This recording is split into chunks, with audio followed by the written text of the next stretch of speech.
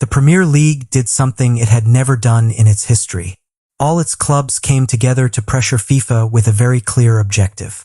For Argentina to pay the consequences for the Malvinas banner. For the 11 players who humiliated England in front of the world to be sanctioned. Today, FIFA has given them the reason. Julián Álvarez and Cuti Romero will discover it in the next few hours. And they will discover it in the worst possible moment and in the worst summer of their lives. If you have been following this snake for weeks, give it a like because today's episode is the most brutal of all the summer. Julián without his Barca, Cuti without being able to play, and Atletico with 3 fronts open at the same time. Subscribe because what is coming now has no precedent. But to understand what is about to happen, you have to understand what happened in Atlanta at the Mercedes-Benz Stadium. After the final whistle of the semi-final between Argentina and England. Because what happened in that field that night was not a spontaneous gesture of euphoric players celebrating an important victory. It was something planned, something prepared in advance. Something that, according to the investigation of the FIFA Disciplinary Committee, entered the stadium in the suitcase of someone from the environment of the Argentine national team and waited for the exact moment to deploy in front of the cameras of the whole planet. The banner fell from the audience. Lo Celso picked it up, deployed it, and the world saw live how 11 Argentine players who had just eliminated England celebrated with a message that said, "The Malvinas are Argentine." In front of the English players themselves, in front of the English fans, in front of 2 billion people who followed the game from all corners of the world. For Spanish football, that was one more image of the World Cup. For many neutral fans, it was an exaggerated gesture by some euphoric players. For England, it was something completely different. It was a declaration of direct and deliberate war. Because the Malvinas are not a minor historical matter for the English. They are not a cold diplomatic dispute that is discussed in offices. They are wounds that have not healed since 1982, when the armed conflict left 649 Argentine deaths and 255 Englishmen in a war that changed the relationship between the two countries forever. They are the permanent memory of something that in the United Kingdom has an emotional and political burden that goes far beyond any football game. And to see Argentine players celebrate a victory over England with that banner, at that moment on that world stage, was for English society as a whole something that was not willing to forget or forgive without real and visible consequences. The reaction in the English media was immediate and absolutely devastating. The Times, The Guardian, the Daily Mail, the BBC. Everyone asking for immediate sanctions without exception. Everyone demanding that FIFA act with the maximum force possible. Everyone pointing out that the organization statutes explicitly prohibit political messages in the field of play, and that Argentina had violated that rule in a deliberate and completely premeditated way in front of everyone, without the slightest hesitation. And then something happened that no one within FIFA expected. Something that has no precedent in the history of European football.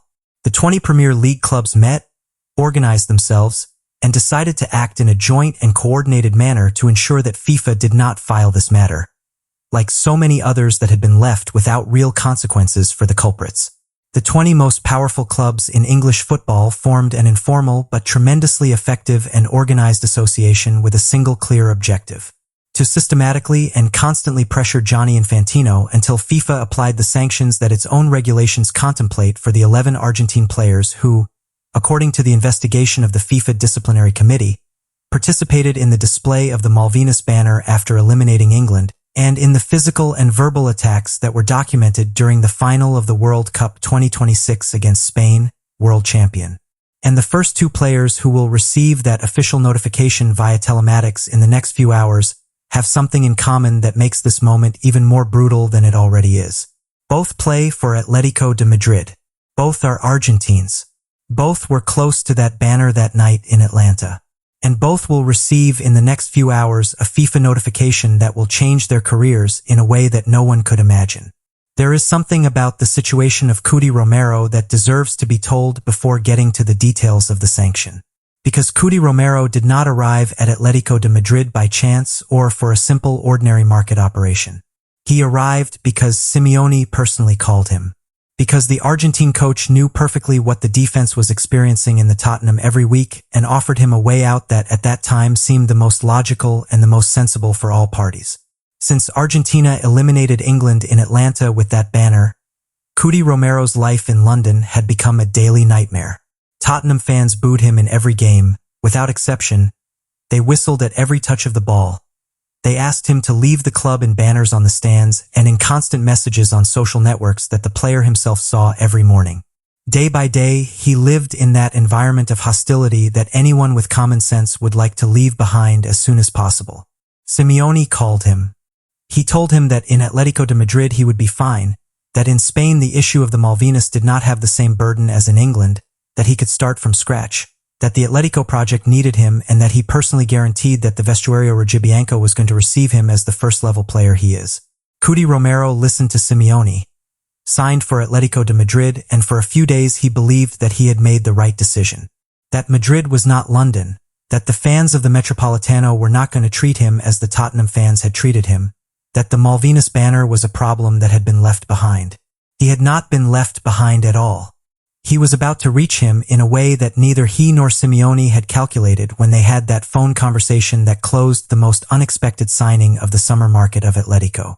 The notification arrives by telematics in the next few hours, without a previous call of any kind, without a preparatory meeting or informal notice, without anyone in the club being informed in advance about what is about to come.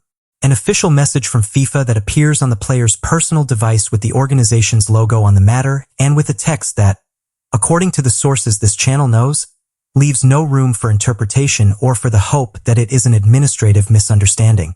2 years. That is what FIFA is going to communicate to Julián Álvarez and Cuti Romero in the next few hours. 2 years of disqualification to compete in any club in the world. 2 years without being able to play an official match. 2 years out of professional football for having participated in something that FIFA considers a serious violation of its statutes that cannot be left without a sanction that serves as an example for all world football. To understand what a 2-year disqualification sanction means, you have to understand at what exact point in their careers are the two players right now and what is at stake for each of them. Julián Álvarez is 27 years old. He is in the best moment of his life as a footballer. He has just won the World Cup with Argentina. He has been trying for weeks to take the most important step in his career, signing for FC Barcelona. And right now FIFA is going to tell him that for the next 2 years he will not be able to take that step, that for the next 2 years he will not be able to play anywhere, that for the next 2 years he will not be able to play anywhere, that the best moment of his sporting career is going to take place outside a football field. Cuti Romero is 28 years old. He has been in Madrid for less than a week. He has just signed a 5-year contract with Atletico de Madrid. The club paid €40 million to Tottenham for him. And right now FIFA is going to tell him that the first 2 years of that contract are not going to be executed, that Atletico de Madrid has paid €40 million for a player who cannot play. The image of Cuti Romero receiving that notification in his first week in Madrid, after having escaped from the hell of Tottenham's ambushes, is the most cruel image of all this summer of world football. Because Cuti did not run away. He thought he was running away. He signed a contract. He started a new life in a new city. And FIFA reached him before he could play not a single official training with his new club. There is a historical parallelism that makes this story even more powerful and more significant than it already is. In 1982, Osvaldo Ardiniz lived something painfully similar. He played for Tottenham when the Malvinas War broke out. The atmosphere in London became completely unbearable for him. He had to give in to PSG trying to escape the situation, and for months he lived without knowing where he belonged, without knowing if one day he could return to England, without knowing if his career in European football had ended forever because of something that had happened completely outside of a football field. Cuti Romero is the Ardiles of 2026, with the difference that Ardiles suffered the impact of the conflict indirectly, by the hostile environment around him. Cuti will suffer the impact directly because FIFA has determined that his participation in what happened in Atlanta has specific disciplinary consequences that go far beyond any scam in an English stadium. Atletico Madrid is now facing a situation that absolutely no club manager had calculated, not even remotely, when he signed Cuti Romero just a few days ago. He has 2 of his Argentine players disqualified by FIFA for 2 full years. He has Simeone sanctioned for the Julián Álvarez case, and he has to face the most complicated season of recent years with 3 fronts open simultaneously, while the signing market continues to run and possible solutions are reduced with each path that passes without resolution. Gilmarin is going to have to move with maximum urgency. He is going to have to find substitutes for positions that he thought were covered. He is going to have to look for options in the market that exactly a week ago he did not need because he believed that he had Cuti Romero as an indisputable starter for the next 5 years. And he is going to have to do it with the pressure that the signing market closes in a few days, and that the budget that the club allocated for Cuti's signing is now completely immobilized in a contract that cannot be executed for the next 2 years. But the most brutal consequence of this sanction is not for Atletico de Madrid. It is for Julián Álvarez. Because Julián had spent weeks in the most important and most exhausting fight of his entire career to get to sign for FC Barcelona. He had gone to FIFA to ask for help to force the negotiation. He had endured the humiliation of training with Barca's equipment in front of the cameras of the whole world. He had seen Simeone prevent his entrance to the facilities with the local police as a witness. He had lived a summer that would have mentally destroyed any player less determined and stronger than him. And just when the road seemed to open thanks to the pressure of FIFA on Atletico, this notification arrives. That Julián Álvarez is also sanctioned for 2 years by FIFA. Not for the case of Atletico for the Malvinas banner, for having been in Atlanta that night, for having celebrated the elimination of England in a way that FIFA considers contrary to its statutes and that the Premier League has pressured for weeks for it to have real consequences. Barca has already taken note. According to the sources this channel knows, Club Azulgrana has been analyzing for hours the implications of this sanction for the signing that Deco had been working on for weeks. And what Barca has concluded about the future of this signing and what that means for the dream of Julián Álvarez is what we tell now in the last part of this story that this channel tells you exclusively. There is something about what this sanction means for Argentine football in general that deserves to be said before reaching the final chapter of this story. Because Julián Álvarez and Cuti Romero are not the only 2 players who are going to receive this notification in the next few hours. They are the first, but 9 more notifications will arrive to 9 Argentine players distributed in the best clubs in Europe. And each of those notifications will have the same content. 2 years. Inhabitation. No exceptions. FIFA has decided that the sanction is the same for all the players who participated in what happened in Atlanta, regardless of their position or their level of involvement in the preparation of the signing. That means that in the next few hours European football is going to experience something that it had never seen before.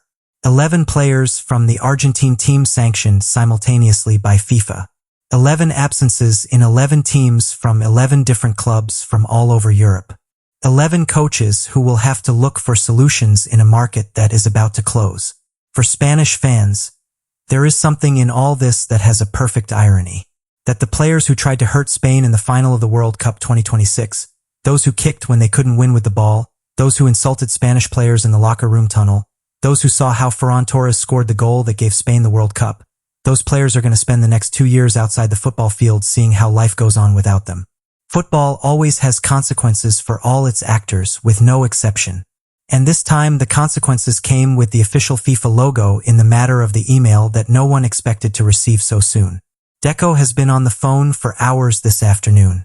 Not to talk to Atletico de Madrid, not to talk to the agent of Julián Álvarez with whom he had a decisive conversation pending, but to talk to the legal advisors of FC Barcelona about what just happened with the FIFA sanction and its implications on the signing that Deco had been building for weeks. The answer that Deco has obtained from the legal advisors of FC Barcelona is the one that no fan wanted to hear tonight. FC Barcelona cannot sign a player who has been sanctioned for 2 years by FIFA. Not because the regulations prevent it directly, but because it makes no economic or sporting sense to invest an important amount of money in a player who for the next 2 years will not be able to help the team in any official competition, who for the next 2 years will be in the changing room training but not being able to play, who for the next 2 years will earn his salary without the club being able to obtain any sporting performance from him in any match that matters. Flick needs a striker right now, not within 2 years when the sanction ends, now, for La Liga from the first day of the championship, for the Champions League from the most important group phase of the year, for the matches that are played in September and October and in November when the season is in full bloom and when the team needs its best players completely available and in full competitive form without any restrictions, and Julián Álvarez during those crucial and decisive moments of the season will not be available for the club under any possible circumstance or under any imaginable condition. That changes everything. That is what Barca has had to accept in the last hours after weeks working on a signing that seemed closer and closer. That the player that Deco wanted to bring to Camp Nou, has received a sanction that makes it impossible for that signing to make sense right now, and that Barca will have to look elsewhere for the solution that Flick has been waiting for months. For Julián Álvarez, this is the cruelest blow of the whole summer, and this summer has had many cruel blows that would have sunk any player. He has had the unwavering negative of Atletico to negotiate week after week. He has had Simeone preventing him from training with the local police as a witness. He has had Barca's equipment in his locker as a public humiliation in front of the cameras of the world. He has had FIFA's sanction for blocking Atletico, and now he has this one, the most brutal of all. The sanction that erases everything that he had managed to build with so much effort and so much determination in the last weeks of this exhausting summer. The sanction that turns Barca's dream into something that, if it arrives, will arrive within 2 full years, when the market situation is completely different from the current one, and when Barca may have already found other alternative solutions for the position of the center forward that Julián could have covered perfectly. There is something about the exact moment in which Julián is going to receive this notification that deserves to be said with all the clarity it deserves. Because Julián is going to receive it in the worst possible moment of this whole process, so long and so exhausting. In the moment in which he believed that everything was finally about to be resolved in his favor, in the moment in which FIFA had sanctioned Simeone for blocking the negotiations, and in which the road to Barca seemed clearer and closer than ever during the whole summer. Julián was about to call Deco. He was about to give him the final green signal, and then this email arrived that nobody expected, and that changes absolutely everything. The most bitter moment of a summer that was already the most bitter of his life. For Cuti Romero, the situation is different but equally painful and unfair from his own perspective. Coutinho had no frustrated dream pending to be fulfilled. He was not in the middle of any complicated negotiation to change club at the last moment. He had reached Atletico with the contract signed and perfectly clear, with his head down in training, and in the first league day, and the FIFA notification arrived at that moment of apparent tranquility, and a new beginning in his first week in Madrid, when he sincerely believed that the worst was already behind in London. Like Ardiles in 1982. Ardiles tried to escape from the consequences of the Malvinas and could not escape completely for a long time. It took months to find his place in the world after the conflict. It took months to know if one day he could be the brilliant footballer he was before the war changed everything so radically. Cuti Romero is the Ardiles of 2026 in many painful ways, with the fundamental difference that Ardiles suffered the impact of the conflict indirectly by the hostile environment around him in the English stadiums. Cuti will suffer the impact completely directly and unappealable, because FIFA has determined that his participation in what happened in Atlanta that night has very hard and very concrete that go far beyond any booking in any English stadium in the world. Atletico Madrid has right now a very difficult and unexpected decision to make about the immediate future of Cuti Romero and his recently signed contract. The options the club has on the table are not many or comfortable. Keeping him in the club during the 2 years of sanction, paying all his fees without any sporting performance, looking for a legal mechanism to revoke the contract or suspend it during the period of inhabilitation without serious economic consequences, or negotiating with FIFA some kind of reduction of the sanction, presenting mitigators that the disciplinary committee can consider in a review of the file. None of these options is comfortable or simple to execute. None of these options solves the underlying problem that Atletico has right now in a clean and free way, that has spent 40 million euros on a player that can't play during the next 2 years, and that has to find a replacement in a market that is about to close definitively in a few days without more. Barca has already taken note of everything that is happening this afternoon in an urgent way. According to the sources that this channel knows exclusively, the club has been analyzing for hours with all its legal and sporting advisors the concrete and very serious implications of this FIFA sanction for the signing that Deco had been working for weeks with so much dedication and personal effort. And what Barca has concluded about the future of this signing, and what that means for Julián's broken dream, is what we tell now in the last part of the story that this channel exclusively tells you before anyone in the world of international football. That means that in the next few hours, European football is going to experience something that it had never seen before in its modern history. 11 players from the Argentine national team simultaneously sanctioned by FIFA in the same official statement. 11 simultaneous absences in 11 different teams from 11 clubs distributed all over Europe. 11 coaches that are going to have to look for urgent solutions in a market that is about to close without giving more opportunities. What Atletico de Madrid is going to do in the next few hours, and what it means for the club's season, is the story that this channel is going to continue telling. Because this is not much less the end of this snake of summer that is giving so much to talk about. It is simply the most brutal and unexpected chapter of an extraordinary summer that has shown in an absolutely forceful way that real football can be more cinematic and more cruel than anything that could be written in a fiction script, no matter how imaginative the author who tried to write it was.